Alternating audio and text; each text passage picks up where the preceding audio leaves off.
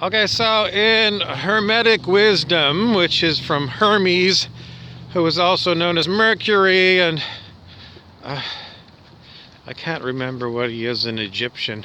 But anyway, the whole point of this one is I was reading Hermetic principles, and one of the Hermetic principles is as above, so below. And I got to thinking that I don't understand that. As above what? And it starts off with Hermetic wisdom. It says that all the world is mind. It doesn't say all the world is physical. All the world is mind. And then it talks about as above, so below. So what in mind is above and what is below?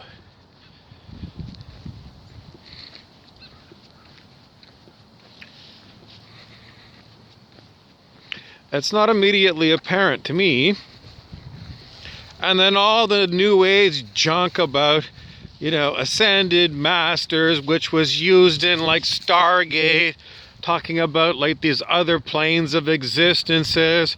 And it's all a bunch of fantasy land. But is there any truth to it? We're still trying to figure out as above, so below. And if it's not planes of existence, is it like higher self and lower self? What does that mean? These are just buzzwords, and I don't know. As above, what? So below. I can see inside and outside, as in the inner you, the one that walks around with you when you go for a walk, you, and then outside of your body, it would be like them. You are everything inside of your body, everything that goes on, all your thought processes, your emotional feelings, and outside. So it would be as above, so below. So as inside, so outside. Is that a fair translation so that we can use it for something? Because if that's the case, then we could use this as, and I have no idea, I'm just going to go with it. Maybe it was like a mistranslation from like ancient Greek or something. And maybe the sentiment is better reflected as so inside, so outside. And that would seem to be relevant for all these teachings about if you want to change the world, first change yourself. So you change yourself on the inside, and you expect, according to this, that reflects in your outside world. So if you've been working on observing your thought processes as the silent observer, then you want to see if that changes things for you on the outside.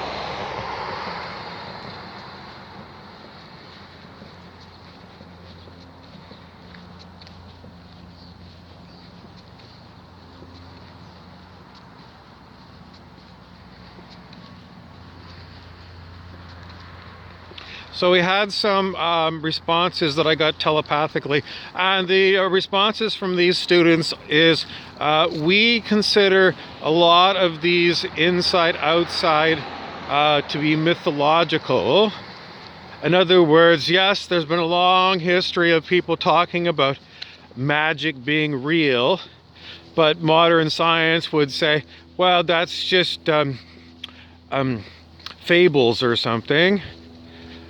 So, and then it's just that the CIA did release on their website information about things like telepathy and telekinesis. So if it's been put on their website, then they've studied it. And we have some names of some of the people who are reported to have been in some of that CIA stuff. Is it true, or is it just like designed to catch never-ending numbers of people who are looking to glean information upon what's really going on our planet? What's the real news? Like, are humans evolving into something else? Like some people say that humans are going to evolve out of their physical form and they're going to be having a light body. And well, it certainly sounds far out there, as a really far out idea, but then I do submit to you always that one thing you know for sure is that you're going to drop this body, and what happens to you that walks around with the body is still pretty much up in the air. Even if sometimes people have like psychedelic experiences, there's no guarantee that your death experience is going to be like 5-MeO DMT. No guarantee whatsoever. So, don't just automatically say, well, I tripped a lot of times on acid in the 60s, dude, and I smoked a lot of grass, and I gotta tell you, when I die, I just know it's just going to be like a major reefer trip. It's very simplistic, and getting back to as above, so below. We also want to understand nothing in particular about any of these Hermetic teachings, these ancient wisdoms, because who in their right mind is going to actually try and live their life according to this Hermeticism? Well, I think that if the rich and famous would be most likely to try it, because once they've got so much money in the bank that they don't actually have to spend hours and hours of a day doing, like labor, their mind is not, that mind time is freed to go on adventures. One of the great adventures is to try out these different philosophies that have been handed down over the generations to see if, what they bring you. And, maybe don't always use the same philosophy. Maybe, have like 5 philosophies that you're quite familiar with. And